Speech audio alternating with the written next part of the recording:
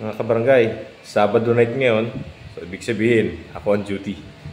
So, samahan niyo ako mamaya. Ipapakita ko sa inyo kung anong ginagawa natin kapag naka-duty tayo sa barangay, lalo na sa outpost ng ating barangay tanod.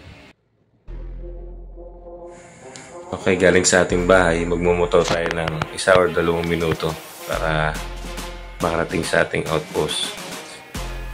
Strategically, doon talaga nakapwesto yung outpost kasi nandun yung pinakang mataong lugar sa daanan talaga siya ng sasakyan. Ngayong gabi, kumain na kayo? Pa ako nakain? So medyo tahimik ngayon dahil as you can see, medyo masabaw ang kalsada natin. Malakas po ang ulan kanina.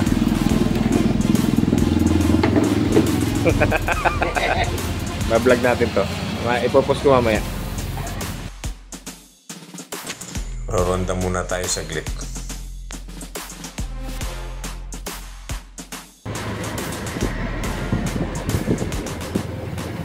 Sa mga kabarangay, around mga 8 o'clock,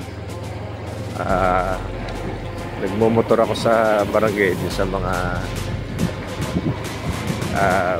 populated area natin, poblasyon. Uy!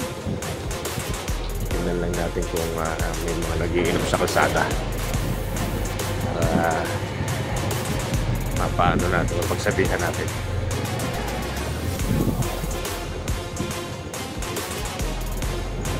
Kung may ibit ng simbahan,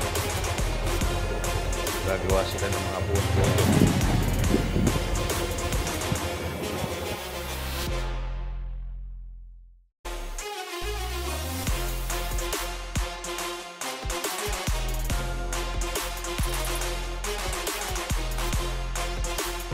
Yun o.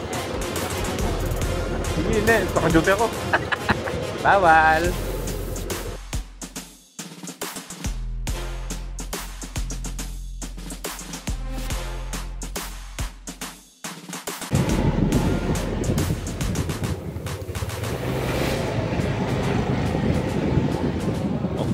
Tambay ba? Matambay. Diyan na kayo. Duty. Bawal mong ginom.